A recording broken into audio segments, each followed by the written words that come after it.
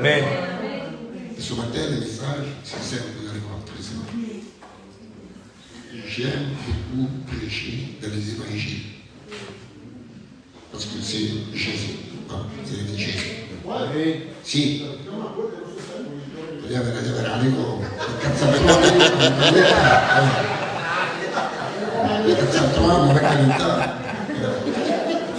Alors ce soir, aujourd'hui on va parler, si vous voulez, on va essayer de ranimer un peu la foi, de fortifier la foi, d'encourager la foi. Gloire à Dieu.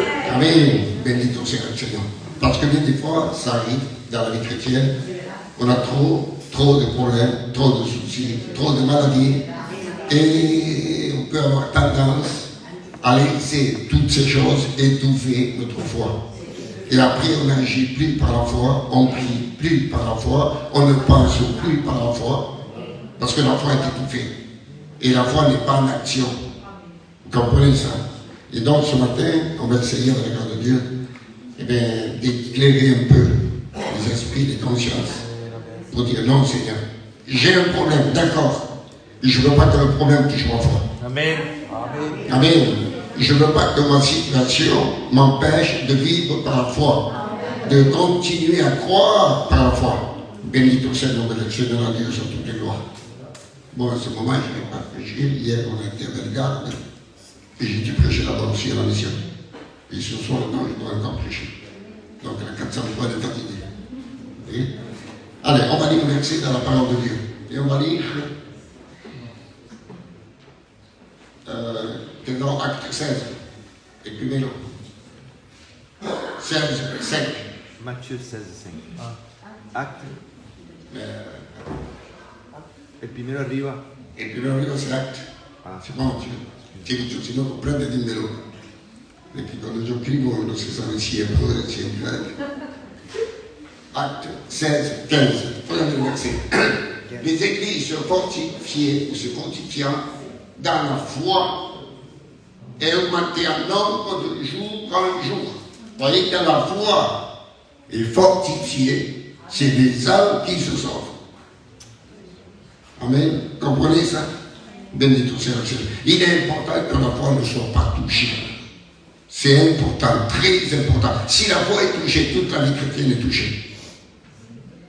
Si la foi est atteinte par quelque chose, toute la vie chrétienne est atteinte. Tout. C'est pour ça que ce matin, je voudrais que nos esprits soient éclairés.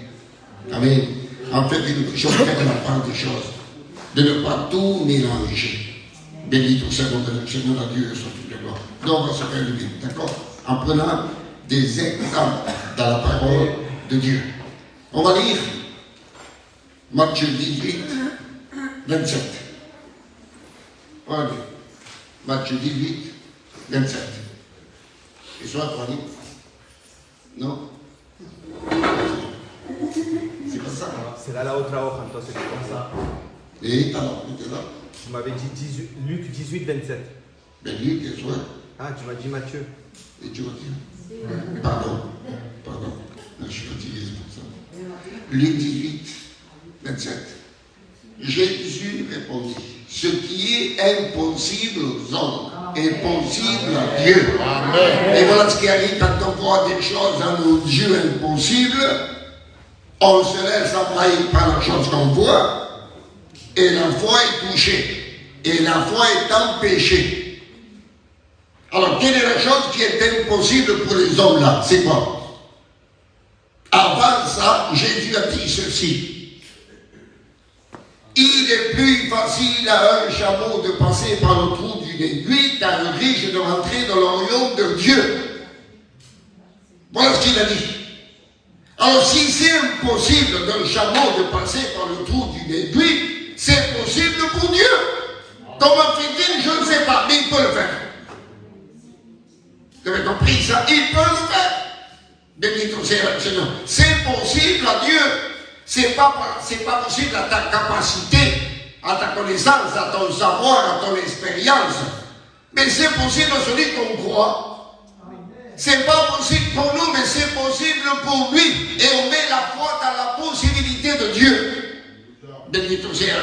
Regardez le verset. Luc 1, 37. Car rien n'est impossible à Dieu. À quel moment l'ange Gabriel a dit c'est bon? Jésus l'a dit par rapport au chameau et à l'épée, aux riches et au royaume de Dieu. Et là, il va dire par rapport à Marie. C'est possible qu'une jeune fille vierge puisse avoir un enfant sans connaître personne. C'est possible. Mais pour Dieu, tout est possible. Vous avez compris ça? C'est possible. Il peut faire l'impossible. Je dis pour ça, le Seigneur. Regardez. J'ai marqué ceci. Ce que les hommes jugent impossible, Dieu peut le rendre possible. Amen. Regardez, Apocalypse chapitre 1, verset 8. Et ça, je suis l'alpha et l'oméga. Ça veut dire quoi ça? Je suis l'alpha et l'oméga, je suis le premier, le dernier, avant lui à personne, après lui à personne. Amen. Il continue en disant, dit le Seigneur Dieu, c'est Jésus qui parle. Il va dire, celui qui est, celui qui vient, le Tout-Puissant. Il parle de lui. Il dit, il est le Tout-Puissant, il peut tout. Tout. Et voilà dans quelle personne notre foi est basée, car la foi n'est pas basée dans une dénomination, dans un groupe de personnes, dans une religion, dans une secte. La foi est basée en Dieu. La foi vient de Dieu, et après la foi est basée dans ce que Dieu dit. Béni ton Seigneur, la Dieu sur toutes les lois. Et on va essayer de prendre des exemples, vous allez voir. Et on prend le premier exemple, c'est les 10. Verset 31, 32. Alors, toi, pendant que tu vas écouter, essaie de calculer, de juger ton problème, de peser ton problème et de le comparer à ces problèmes-là. D'accord? Béni ton Seigneur. Alors, qu'est-ce qu'on lit là? Un sacrificateur qui, par hasard, descendait par le même chemin, ayant vu cet homme, passa outre. C'est l'homme à demi-mort qui descend de Jérusalem à Jéricho. Il est à demi-mort, entre la mort et la vie. Si aujourd'hui il existerait, il serait dans un coma. Il serait en phase finale. Alors regardez le verset suivant. Un Lévite qui arriva aussi dans ce lieu, l'ayant vu, passe à outre. Alors pourquoi ils ont passé outre? Parce que c'était impossible pour eux de le rétablir, de le mettre sur ses pieds. Impossible. Et des fois on a des problèmes dans la famille, dans la maison, qu'on dit c'est impossible. On n'a pas les moyens. Le Lévite n'avait pas les moyens. Le sacrificateur n'avait pas les moyens. Pour le soigner, il fallait de l'huile, il fallait du vin, il fallait des bandes. Mais les deux n'avaient rien. Le Lévite n'avait pas d'huile, de vin et des bandes. Le sacrificateur non plus. Les hommes n'ont pas ce dont tu as besoin. T'as compris ça? Amen. T'as un problème, il te faut du vin, je n'ai pas. Il te faut de l'huile, j'en ai pas, et toi non plus. Il te faut des bandes pour relayer la plaie, mais on n'en a pas. Il n'y en a qu'un seul, tiens, un seul. Béni ton Seigneur, le Seigneur de la Dieu, sur toutes les lois. Et le verset suivant, c'est lequel? C'est le 33. Mais un Samaritain qui voyageait étant venu là fut ému de compassion lorsqu'il le vit. Amen. Il n'est pas passé outre, il s'est arrêté parce qu'il avait les moyens. Il avait les moyens, de même que nous, on n'a pas les moyens pour soigner un malade. Il faut un médecin pour soigner un malade. Nous, on ne peut pas. Si on essaie de le soigner, on risque même de le tuer. On ne peut pas soigner un cœur. On n'a pas la nécessité du cœur. L'homme, la femme, la religion, la secte, les dominations n'ont pas les moyens. Le seul, c'est Jésus. Jésus. Béni ton Seigneur, le Seigneur de la Dieu, sur toutes les droits. Et regardez le Samaritain, il avait 7 choses. Attention, je regarde le reste. Le Samaritain avait 7 choses. Voilà. Il avait de l'huile. Amen. Pour apaiser la douleur, il avait du vin pour désinfecter les plaies. Il avait les bandes pour lier les bandes des plaies. Il avait la monture. Amen. un cheval. Il avait la voiture. Il avait l'hôtel. Il avait l'autre, celui qui travaillait dans l'hôtel. Et il avait l'argent pour payer ses soins. Qui a ces 7 moyens aujourd'hui? Qui? Philippiens ne les a pas non plus. Personne les a. Il n'y a que Jésus. Jésus. Béni ton Seigneur le Seigneur. Donc pour le Lévite, impossible. Le sanctificateur, c'est impossible. Mais pour le Samaritain, tout est possible. Tout est possible pour le Samaritain. Parce qu'il a les moyens, il a tout. Béni ton Seigneur le Seigneur. Et les hommes aujourd'hui vont chercher à droite, à gauche, alors qu'il y a le bon Samaritain. C'est lui qui a notre besoin. Béni ton Seigneur, le Seigneur, la Dieu, sur toutes les voies. Donc arrête de te lamenter, de pleurer. Arrête, stop. Il y a un bon Samaritain sur la terre, là, il est là. Béni ton Seigneur, le Seigneur. Et il est capable, le cœur, il est capable de guérir, de soigner le cœur blessé. Il y a des blessures qui durent un temps, il y a des blessures qui durent des mois, des années. Sinon. Et personne ne peut soigner une blessure dans un cœur, personne. Ni le mari à la femme, ni la femme au mari, ni les parents aux enfants, ni les enfants aux parents. Ça n'existe pas. Aussi gentil soit-il, le grand-père et la grand-mère sont incapables de soigner un cœur. Il n'y a que le bon Samaritain. Amen. Alors compare ton problème à ça. Si là, il y a de la possibilité, il y aura de la possibilité pour ton problème aussi. Béni ton Seigneur, le Seigneur, la Dieu, sur toutes les droits. On prend notre problème. Pardon. Et notre sujet. Matthieu 8, verset 1. Lorsque Jésus fut descendu de la montagne, une grande foule le suivit. Et voici un lépreux. S'étant approché, se prosterna devant lui. Et dit, Seigneur, si tu le veux, tu peux me rendre pur. Amen. C'est impossible de guérir un lépreux. C'est impossible même aujourd'hui, ça n'existe pas. On ne peut pas.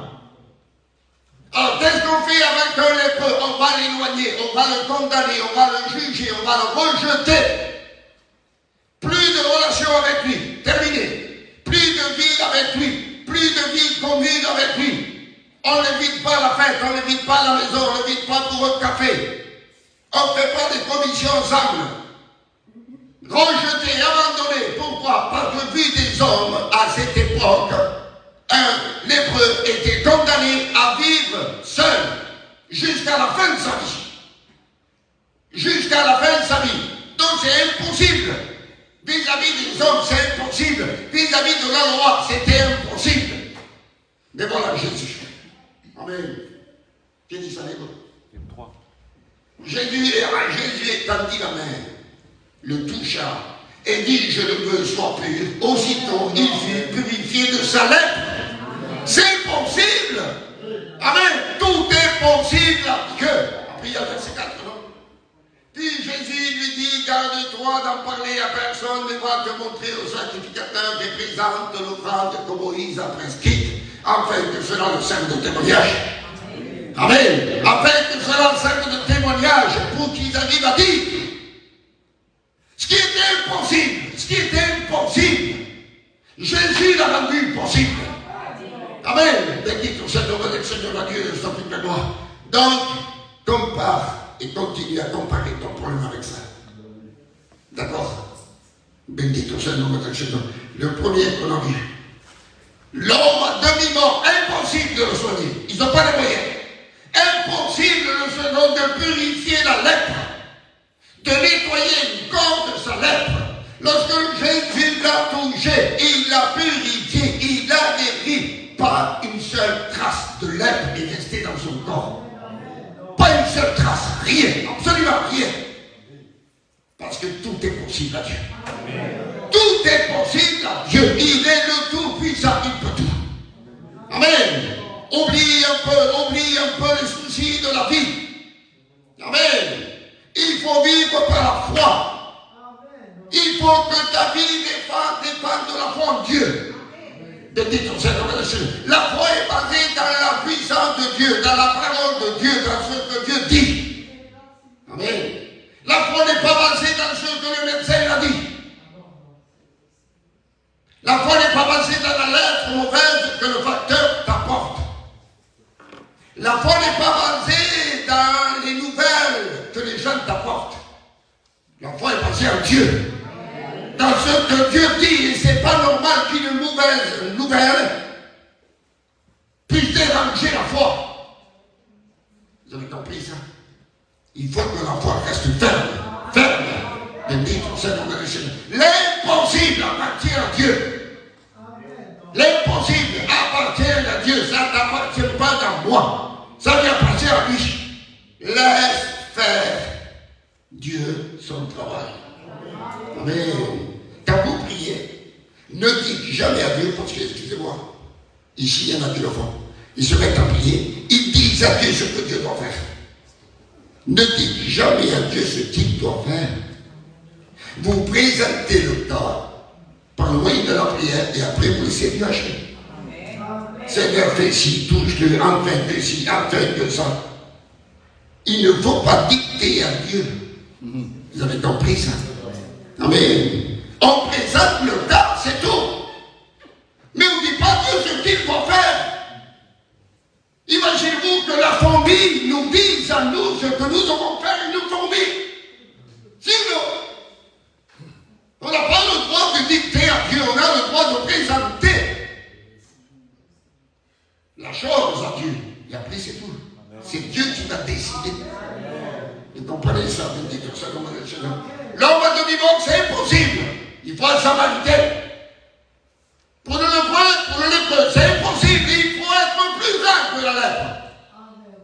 Et ça se cherche. Amen. Bendito sea el nombre del Seigneur.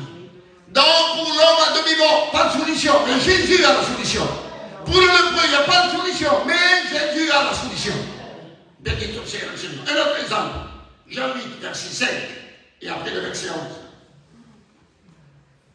Moïse, à la loi, nous a ordonné. Sur le dit, il y a toujours des barrières. Il y en aura tout le temps. Ça veut dire que le président ne mettait pas tant. Ils connaissent bien la loi, hein? Ils connaissent bien la Bible. Les ancêtres pour juger, condamner. Moïse, à la loi, nous a ordonné de lapider de telle femme, toi, donc, que dis-tu? Ils veulent toujours lapider, toujours condamner. Ils veulent lancer la pierre. Ils veulent lancer la pierre. Et aujourd'hui, on ne manque pas de pierre. Il y a trop de pierres aujourd'hui. Sinon, il y a des hommes qui sont plus que David. David avait 5 pierres. Il s'en est servi d'une seule. Mais pas pour le faire contre l'ennemi. Mais aujourd'hui, il y a des chrétiens, même des serviteurs qui ont des sacs remplis de pierres. On ne condamne personne, on juge personne, on critique personne. Autrement, la pierre contre l'ennemi ne sera pas efficace. Vous avez compris ça? Bendito sea el nombre del Señor, la Dieu, alors voilà, cette femme, elle est condamnée. Elle doit être lapidée. Elle doit mourir. Donc il n'y a pas de solution.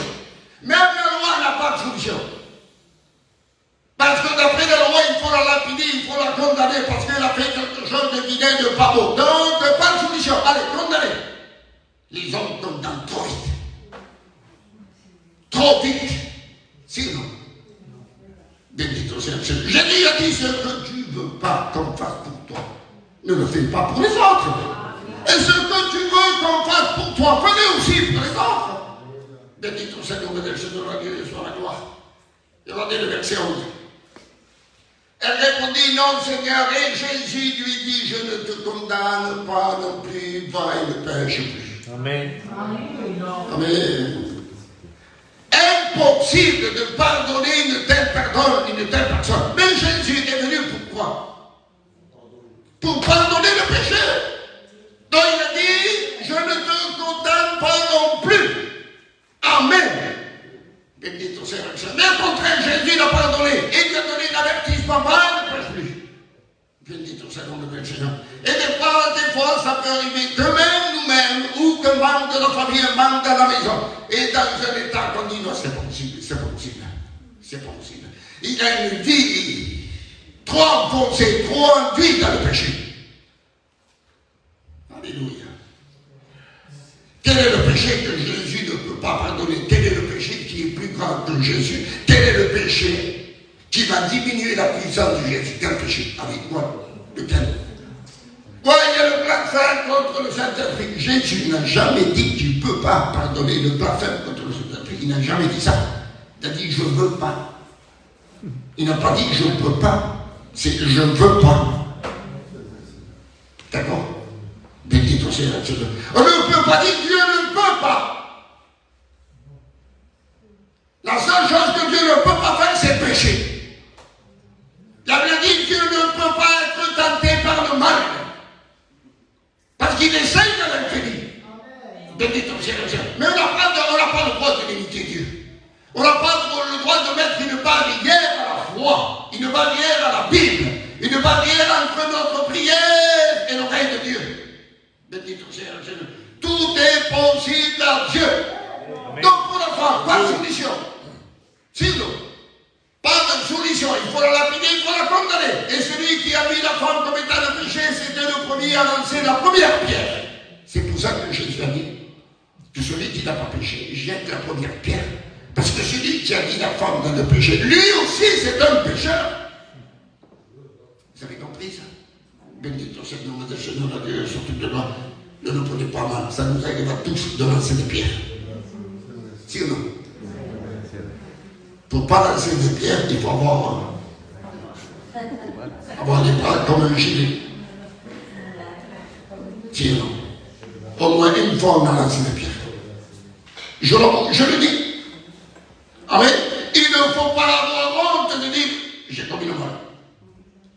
Il ne faut pas avoir honte. Parce que des fois on dit j'ai prié, j'ai jeûné, j'ai lu la Bible, j'ai fait ci, j'ai fait ça. Et le négatif, on le cache. Il faut avoir l'humilité de dire oui, c'est vrai, moi aussi. Béni ton Seigneur, un autre exemple.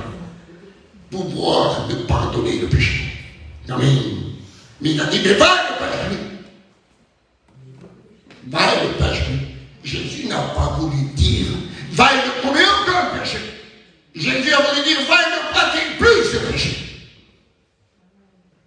Parce que la femme devait être condamnée pour un péché. Et Jésus a dit va et ne commet plus ce péché. D'accord? Béni ton Seigneur. Maintenant, un autre exemple. Marc 5, de 1 à 7, il arrivait à l'autre bord de la mer, dans le pays des Gadaréniens, tellement son nom. Aussitôt que Jésus fut hors de la barque, il vint au devant de lui un homme sortant des sépulcres et possédé de l'esprit impur. Cet homme avait sa demeure dans les sépulcres et personne ne pouvait plus le lier, même avec une chaîne. Car souvent il avait eu des fers aux pieds et avait été lié de chaînes. Mais il avait rompu les chaînes et brisé les fers, et personne n'avait la force de le dompter. Il était sans cesse, nuit et jour, dans les sépulcres et sur les montagnes, criant et se meurtrissant avec des pierres. Impossible! Il n'y a pas de solution contre le démon, il n'y a pas de solution. On ne peut pas lutter contre. C'est pas médical, c'est pas la science, c'est pas le savoir. Amen. C'est un problème ténébreux, ça. Et pour vaincre les ténèbres, il faut de la lumière. Béni ton Seigneur, notre Seigneur. Non, impossible, dans les sépulcres, il était lié de chaînes, attaché de chaînes. Comment est possible? Il arrivait à briser, à tasser, briser les chaînes. Béni ton Seigneur. Donc cet homme était comment? Dans les sépulcres, enchaîné, loin du peuple, condamné, fini. Loin de la vie, loin de la famille, loin des amis, s'il avait des enfants, loin des enfants. Donc, pas de solution, impossible. Ton problème n'est pas aussi grand que ça. Sinon, est-ce que ton problème est plus grand que tous les exemples qu'on a pris? Sinon, et Dieu, Jésus, a une solution. Pourquoi ne peut pas-il avoir la solution pour toi? Béni ton Seigneur, le Seigneur Dieu, sans toute gloire. Et regardez le verset 15. Verset 15. Ils vinrent auprès de Jésus et ils dirent le démoniaque, celui qui avait eu la légion, qui avait eu, c'est du passé, ça n'existe plus. Assis, vêtu et dans son bon sens, ils furent saisis de frayeur. Et pourtant c'était écrit, ils ne pouvaient le dompter, alors qu'on peut dompter un lion. Et lui, personne ne pouvait le dompter. On peut dompter un animal, mais on ne peut pas dompter un démon.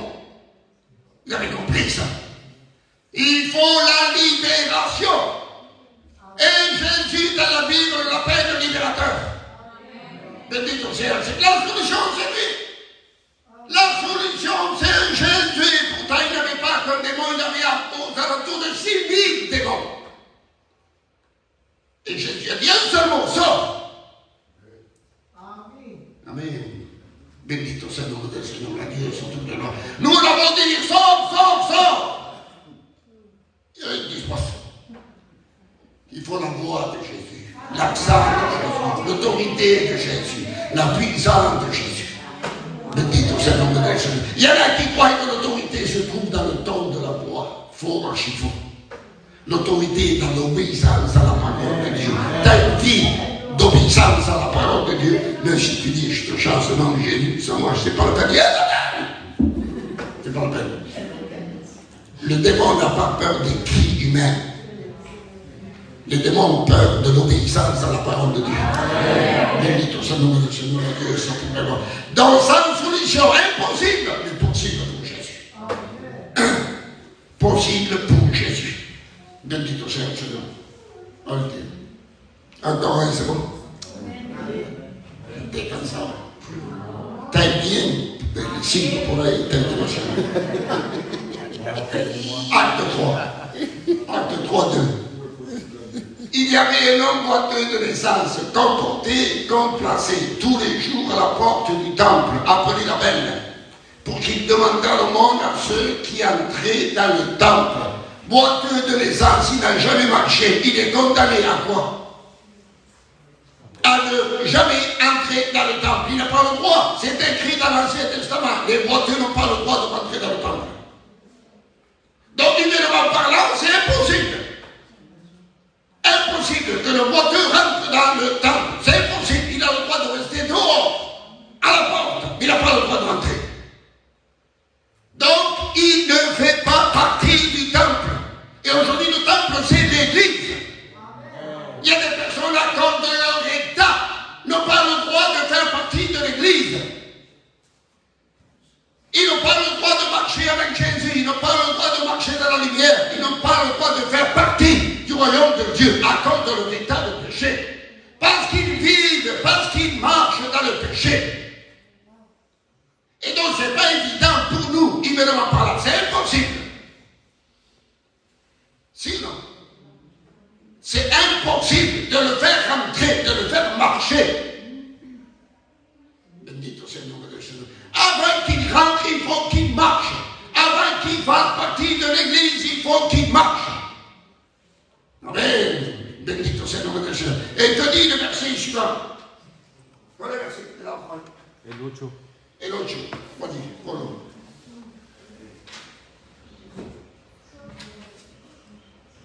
D'un saut, il fut debout. Ce qui est impossible, boiteux de naissance, il n'a jamais marché. D'un saut, il fut debout, il se mit à marcher. Comme si ce n'était pas suffisant. Il entra avec eux dans le temple, marchant, sautant et louant Dieu. Amen. Amen. C'est pas comme celui, par exemple, qui va dire, voilà, je boitais, Dieu m'a guéri, mais je marche avec une canne. Ça, c'est pas un miracle, c'est un miracle à demi-tarif. Sinon, Jésus m'a guéri, mais je prends un traitement en vie. Jésus m'a guéri, mais je vois le médecin tous les mois. C'est pas un miracle. Si un miracle, d'après la Bible, le médecin n'a plus rien à voir. Les médicaments n'ont plus rien à voir. Terminé, fini. Ça, c'est un véritable miracle.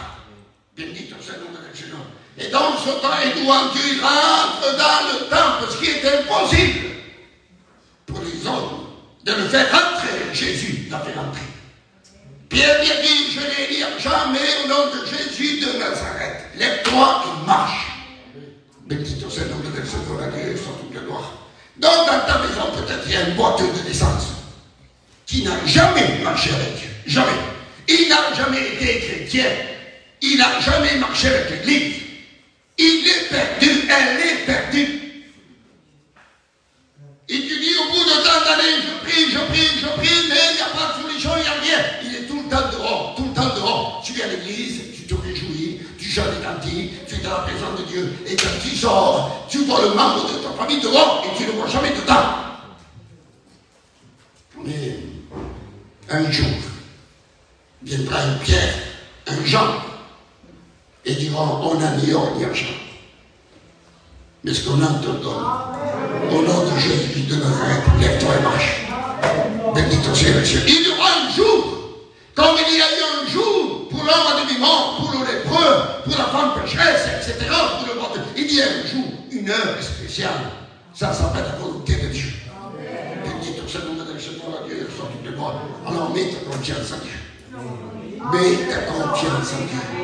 Jésus, j'ai noté ça.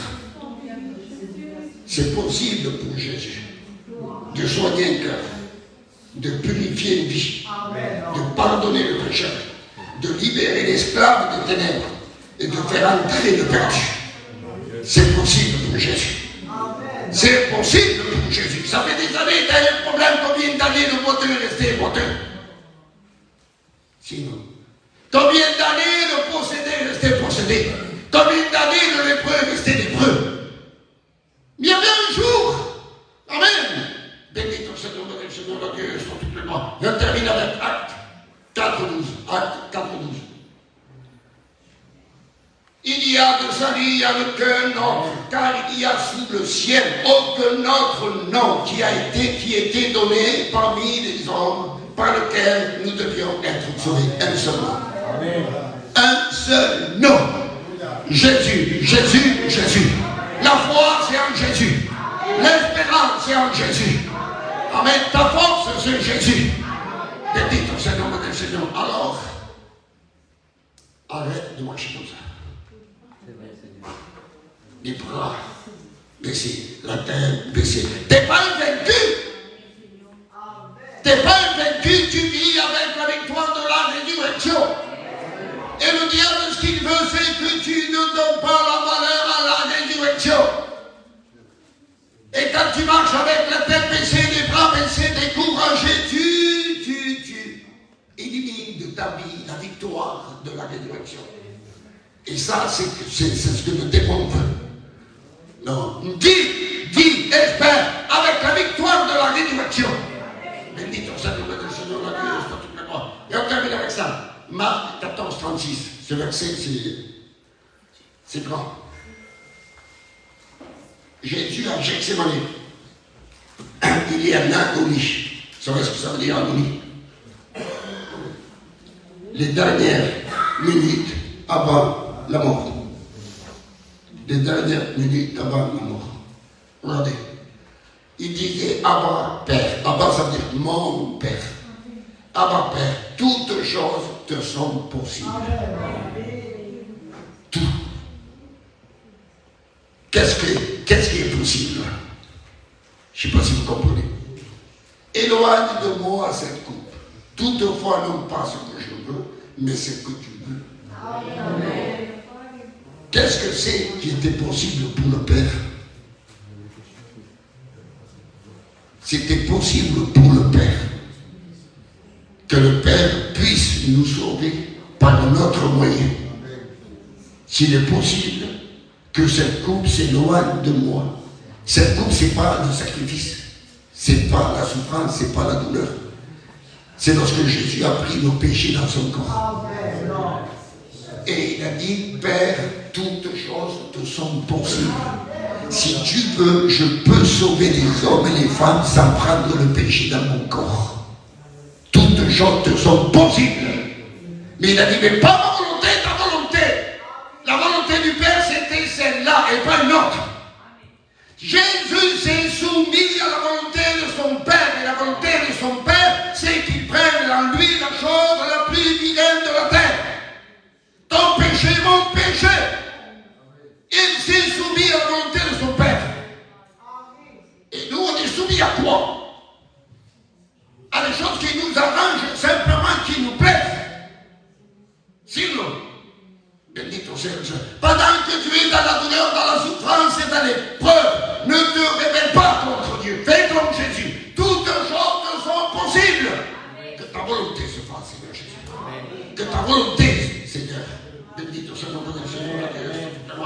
Parce que le Père voulait lui démontrer, et le Fils démontrer, le signe le plus grand d'amour.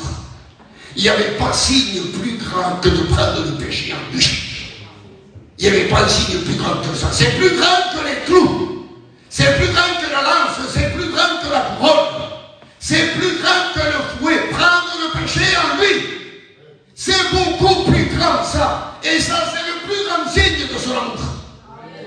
C'est pas la souffrance physique. Vous avez compris ça? Et c'était possible, mais Dieu a dit non.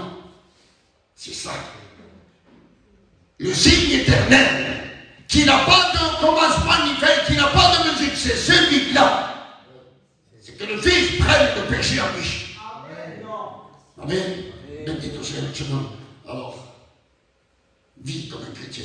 T'es un chrétien, vis comme un chrétien. Amen. T'es un chrétien, vis comme un chrétien. Pense comme un chrétien. Agis comme un chrétien. Bendito soit le Seigneur. Adieu, Seigneur. Ça va, je ne dis pas trop. Bon, on dit merci à Dieu. On peut enseigner un petit moment.